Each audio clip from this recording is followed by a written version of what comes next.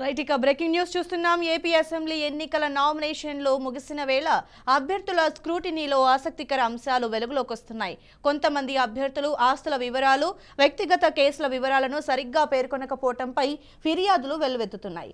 YCP నేతలు కొడాలి నాని, బుగ్గన రాజేంద్ర నామినేషన్ను తిరస్కరించాలని ఎన్నికల అధికారులకి ఫిర్యాదు చేసింది టీడీపీ.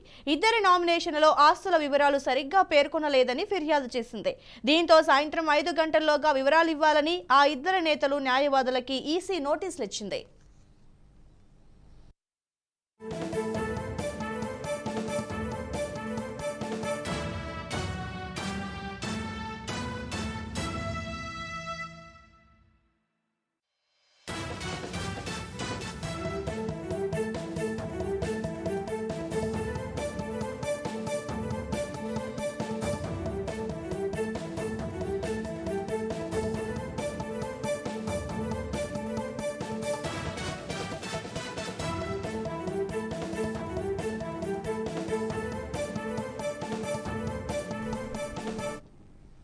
రైట్, ఇక బ్రేకింగ్ న్యూస్ చూస్తున్నాం. ఏపీ అసెంబ్లీ ఎన్నికల నామినేషన్లు ముగిసిన వేళ అభ్యర్థుల స్క్రూటినీలో ఆసక్తికర అంశాలు వెలుగులోకి వస్తున్నాయి. కొంతమంది అభ్యర్థుల ఆస్తుల వివరాలు, వ్యక్తిగత కేసుల వివరాలను సరిగ్గా పేర్కొనకపోవడంపై ఫిర్యాదులు వెల్లువెత్తుతున్నాయి. వైసీపీ నేతలు కొడాలి నాని, బుగ్గన రాజేంద్ర నామినేషన్ను తిరస్కరించాలని ఎన్నికల అధికారులకి ఫిర్యాదు చేసింది టీడీపీ. ఇద్దరి నామినేషన్లలో ఆస్తుల వివరాలు సరిగ్గా పేర్కొనలేదని ఫిర్యాదు చేసింది. దీంతో సాయంత్రం 5 గంటల్లోగా వివరాలు ఇవ్వాలని ఆ ఇద్దరు నేతల న్యాయవాదులకి ఈసీ నోటీసులు ఇచ్చింది.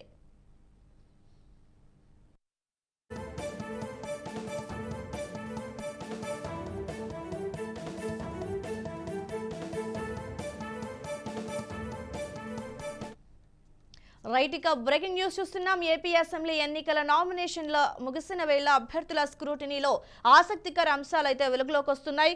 కొంతమంది అభ్యర్థులు ఆస్తుల వివరాలు, వ్యక్తిగత కేసుల వివరాలను సరిగ్గా పేర్కొనకపోవడంపై ఫిర్యాదులైతే వెల్లువెత్తుతున్నాయి. వైసీపీ నేతలు కొడాలి నాని, బుగ్గన రాజేంద్రనాథ్ నామినేషన్లు తిరస్కరించాలని ఎన్నికల అధికారులకి ఫిర్యాదు చేసింది టీడీపీ. ఇక ఇదే అంశానికి సంబంధించి మరింత సమాచారం executive editor Sivaprasad phone line ద్వారా అందిస్తారు. శివప్రసాద్, చెప్పండి. ఏపీ అసెంబ్లీ ఎన్నికల నామినేషన్ల వేళ అంటే కొంతమంది అభ్యర్థులు ఆస్తుల వివరాలని, వ్యక్తిగత వివరాలు కూడా సరిగ్గా పేర్కొనలేదని టీడీపీ అయితే ఫిర్యాదు చేసినట్టుగా తెలుస్తోంది. సో దీనికి సంబంధించిన పూర్తి వివరాలు ఏంటి?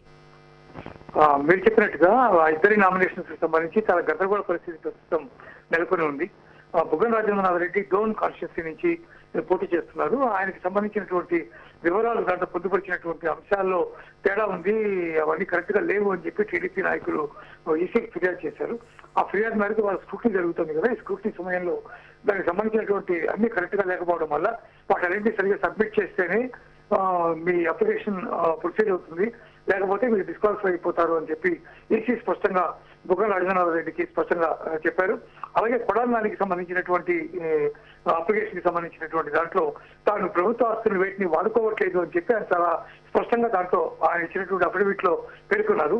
అయితే అక్కడ ఉన్నటువంటి మున్సిపల్ కార్యాలయాల్లో ఒక ప్రత్యేకమైనటువంటి రూమ్స్, 2 రూమ్స్ ని ఆయన తన క్యాంప్ ఆఫీస్ గా మార్చుకుని అక్కడి నుంచి ఆయన కార్యక్రమాలన్నీ నిర్వహించారనేది చాలా కాలం నుంచి జరుగుతున్నది. దానికి సంబంధించినటువంటి వివరాలతో స్థానికంగా ఉండేటటువంటి టీడీపీ నేతలు ఈసీకి ఫిర్యాదు చేశారు. మున్సిపల్ కార్యాలయాన్ని అయితే వాడుకున్నారు ఇన్ని సంవత్సరాల బట్టి నుంచి.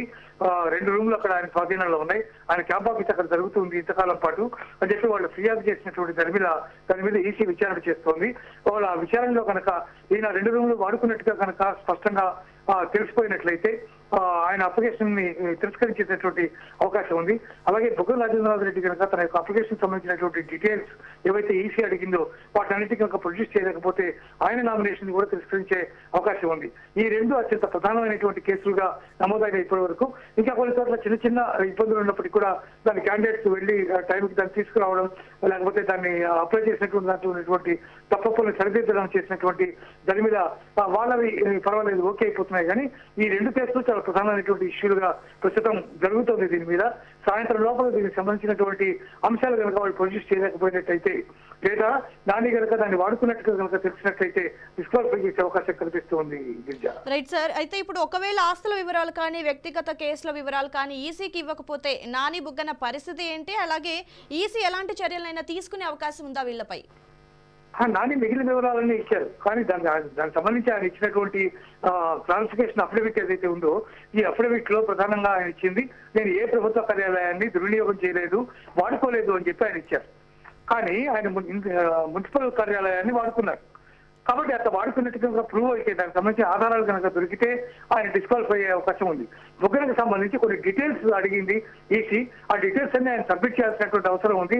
అవి కనుక ఆయన సబ్మిట్ చేయలేకపోతే అప్పుడు ఆయన కూడా డిస్క్వాలిఫై చేసే అవకాశం కనిపిస్తుంది. Girija right, thanks for the update sir.